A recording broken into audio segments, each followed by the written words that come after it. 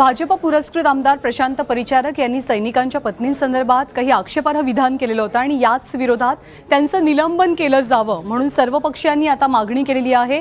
चांगला जोर धरलेला आहे। भाजप वगळता सर्व पक्षीय आमदारांनी या संदर्भात आंदोलन केलं। आजपासून राज्याचं अर्थसंकल्पीय अधिवेशन सुरू झालं आणि त्यावेळी ही मागणी करण्यात आली। शिवसेना प्रमुख बाळासाहेब ठाकरे असते तर या आमदाराला फासावरती द्या असं म्हणाले असते असं म्हणत सेनेचे आमदार नीलम गोऱ्हे यांनी परिचारक यांच्यावरती गुन्हा दाखल करण्याची मागणी केली तर धनंजय मुंडेंनी त्यांच्या निलंबनाची मागणी केली आहे।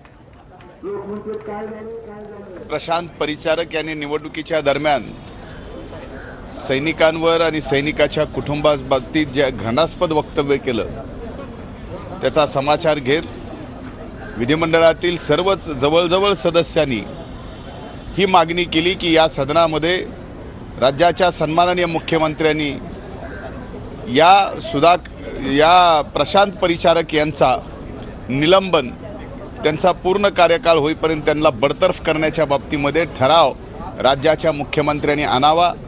असा ठराव आणला तरच विधान परिषदेचं कामकाज चालू राहील अशा बाबतची भूमिका या ठिकाणी आज विरोधी पक्षांनी विधान परिषदेमध्ये घेतली आहे।